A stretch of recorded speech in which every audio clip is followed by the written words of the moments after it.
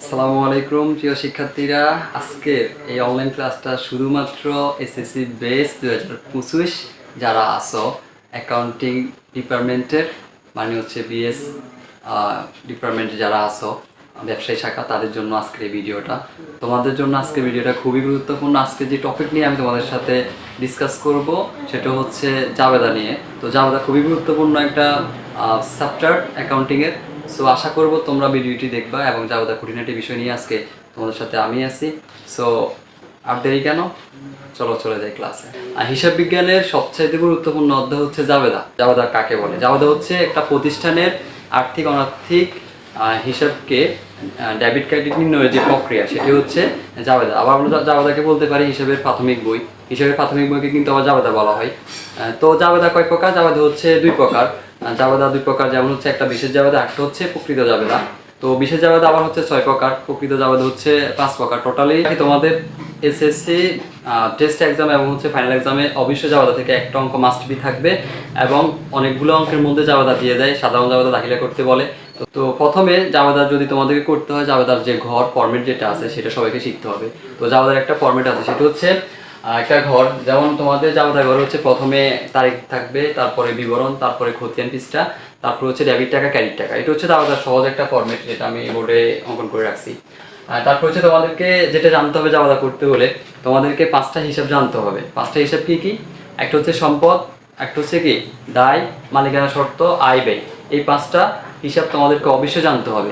সম্পদ কি কি দেখলে যেন তোমরা চিনতে পারো, প্লাস হচ্ছে আয় ব্যয়, মালিকানা শর্ত, প্রত্যেকটা হিসাব তোমাদেরকে চিনতে হবে।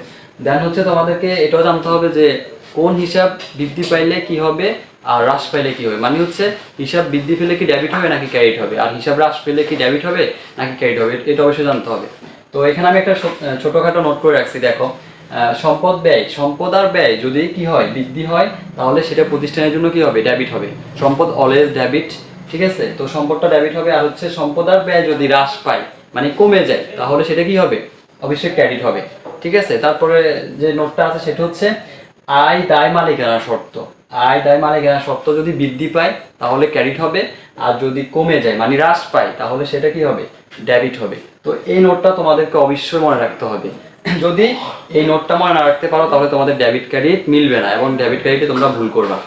দেন হচ্ছে তোমাদেরকে জাবেদা করতে হলে যেটা জানতে হবে সেটা হচ্ছে মোস্ট ইম্পর্টেন্ট, সেটাকে আমি সূত্র আকারে সাজাইছি। তোমাদের প্রত্যেকটা হিসাবের মধ্যে যে ঘটনাগুলো থাকবে, ঘটনাগুলো কিন্তু প্রত্যেকটা লেনদেন নয়। এখানে লেনদেন থাকতেও পারে, লেনদেন নাও থাকতে পারে। তো লেনদেন কি বা লেনদেন কাকে বলে, লেনদেনের বৈশিষ্ট্য, এগুলো আমি ফার্স্ট ভিডিওতে বলছিলাম, তোমরা ওই ভিডিওটা দেখে নিবা। লেনদেন হচ্ছে, লেনদেনের দুটো বৈশিষ্ট্য আছে, সেটা হচ্ছে একটা হচ্ছে ব্যক্তির পরিবর্তন, মানে মালিকের যে পরিবর্তন সেটা হবে, আর্থিক পরিবর্তন হবে। এই দুইটা পরিবর্তন যেখানে ঘটবে, যে ঘটনার মধ্যে ঘটবে, সেটাই হচ্ছে লেনদেন। সাপোজ ধরো আমি দোকানে গেলাম একটা কলম কেনার জন্য, তাহলে কলমের বিনিময়ে আমি দোকানদারকে টাকা দিলাম। এই যে একটা বিনিময় হয়েছে, টাকা এবং কি কলম, বস্তুর বিনিময় টাকা পেয়েছে দোকানদারে, আর আমি দোকানদার থেকে টাকার বিনিময়ে কি পেয়েছি, কলম পেয়েছি। এই যে একটা পরিবর্তন, এটা হচ্ছে কি লেনদেন। আর ধরো আমি 5,000 টাকা বেতনে একজন কর্মী নিয়োগ দিছি আমার প্রতিষ্ঠানে, সেটা কিন্তু জাবেদা হবে না, অথবা সেটা লেনদেন হবে না। কেন? কারণ আমি তাকে নিয়োগ দিছি, তাকে এখনো কোনো টাকা দিই নাই, আর সেও এখনো কোনো টাকা পায়নি, সুতরাং এটা কোনো লেনদেন হবে না। দেন হচ্ছে এখানে দেখো, এখানে যেটা আছে যে প্রথমে আমাদের জাবেদার মধ্যে কি থাকবে, একটা প্রশ্ন থাকবে, ছোটখাটো একটা প্রশ্ন থাকবে। তো প্রশ্ন থেকে আমাদেরকে ঘটনা চিহ্নিত করতে হবে। ঘটনা থেকে আমরা কি করব, যেটা লেনদেন সেটা শনাক্ত করব। লেনদেন শনাক্ত করার পরে যেটা করতে হবে সেটা হচ্ছে এখানে কি আসলো আর কি গেল, লেনদেনের মধ্যে কি আসলো এবং কি গেল। এখানে লেখাটা একটু ক্লিয়ার না, আমি একটু এক্সপ্লেইন করতেছি। এখানে কি আসলো আর কি গেল, মানে লেনদেনের পরে আমাদেরকে যেটা শনাক্ত করতে হবে সেটা হচ্ছে কি আসলো কি গেল, তারপরে কেন গেল, কারণটা কি, ঠিক আছে? মানে কি কারণে চলে গেছে বা কি কারণে আসছে। তারপর দেন আমরা ডেবিট আর ক্রেডিট নির্ণয় করতে পারবো। খুবই মজার একটা বিষয় এটা। জাস্ট এই ছোট্ট যে ইয়েটা আছে, সূত্র বলতে পারো তোমরা এটাকে, এই টেকনিকটা ইউজ করে তোমরা কিন্তু শর্টকাট জাবেদা বের করে ফেলতে পারো। তবে জাবেদা নির্ণয়ের আগে অবশ্যই তোমাদেরকে 5টা হিসাব ভালো করে পড়ে নিতে হবে। প্লাস হচ্ছে কোন হিসাব বৃদ্ধি পেলে কি হবে, কমে গেলে কি হবে, তোমাদেরকে এটা মাস্ট বি জানতে হবে। ওকে, নেক্সট তারপর কি করতে হবে, তোমাদেরকে ডেবিট ক্রেডিট নির্ণয় করতে হবে। আচ্ছা, ডেবিট ক্রেডিট নির্ণয়, প্রত্যেকটা লেনদেনের মধ্যে দুইটা হিসাব থাকে, একটা ডেবিট একটা ক্রেডিট, একটা ডেবিট একটা ক্রেডিট। তো প্রত্যেকটা হিসাবে দুইটা হিসাব আমরা বের করতে হবে। আরেকটা মজার বিষয় হচ্ছে প্রত্যেকটা লেনদেনের মধ্যে একটা হিসাবকে সামনে উপস্থাপন করে দেয়, মানে একটা হিসাব তোমাদেরকে সামনে বলে দিবে, প্রশ্নে দেওয়া থাকবে। ধরো আমি যদি বলি জাস্ট একটা সিম্পল এক্সাম্পল, ধরো নগদ 20,000 টাকা বিক্রয় করা হলো। এখন নগদে 20,000 টাকা বিক্রয়, এখানে কিন্তু বিক্রয়টা কিন্তু আমাদের সামনে চলে এসছে, বিক্রয় করার কারণে নগদ টাকা আসছে। দেখো এখানে অনেক সময় দুটো স্পষ্ট বলা যায় যে বিক্রয় করার কারণে আয় হয়েছে, তাহলে আয়টা কি? এখানে আয় হলে কি? আয় যদি বৃদ্ধি পায়, প্রতিষ্ঠানের জন্য বিক্রয়টা হচ্ছে আয়, মানে প্রফিট যেটাকে আমরা বলি বা মুনাফা বলি। তো বিক্রয় হওয়ার কারণে কি হয়েছে? প্রতিষ্ঠানের লাভ হয়েছে। তো প্রতিষ্ঠানের আয় হলে কি হবে? ক্রেডিট হবে। তাহলে বিক্রয় হিসাবে আমরা ক্রেডিট পেয়ে গেছি। এখানে সিম্বল দেখো, তুমি একটা হিসাব নির্ণয় করছো ক্রেডিট, তাহলে অপরটা তো ডেবিটই হবে, অপরটা ক্রেডিট হবে না। মনে রাখবা, একটা লেনদেনের মধ্যে কখনো ডেবিট দুইবার হবে না। কি হবে না? একটা লেনদেনের মধ্যে ডেবিট কখনো দুইবার হবে না। একটা ক্রেডিট হলে একটা ডেবিট হবে, একটা ডেবিট হলে একটা ক্রেডিট হবে, একটা বিপরীত। সুতরাং খুবই ইজি, ঠিক আছে? তারপরে তোমরা যদি জাবেদা নির্ণয় করতে হয়, তোমাদেরকে অবশ্যই এখানে আমি একটা এক্সাম্পল দেখাই। ধরো যদি এক্সাম্পল দেখাই, ধরো বাকিতে ক্রয় করা হলো বা বাকিতে বিক্রয় করা হলো, ঠিক আছে? বাকিতে ক্রয়, বাকিতে বিক্রয়। বাকিতে বলতে আমরা বুঝি ধারে, মানে ধরো তুমি একজন ব্যবসায়ী, তোমার দোকানে কেউ একজন বাকিতে কি করলো? কোনো কিছু কিনলো। এখন সে যদিও বাকিতে কিনে, সে কিন্তু টাকাটা নেক্সট টাইম তোমাকে ফেরত দিতে হবে। বাকিতে কেমন?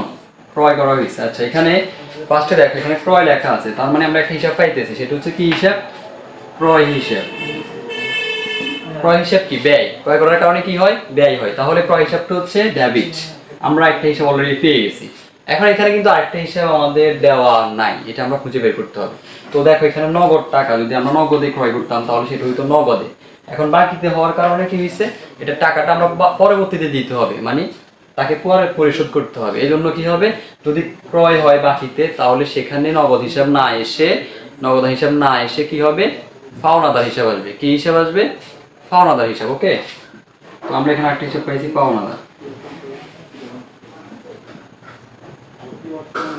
হিসাবে এখানে ক্রেডিট হবে। কেন? কারণ টাকা এখনো আমরা কি হই নাই, দিই নাই তাকে, কেমন? সে পাবে। এই জন্য দায়টা কি হবে? দায় ক্রেডিট হয়। দায় কি হবে?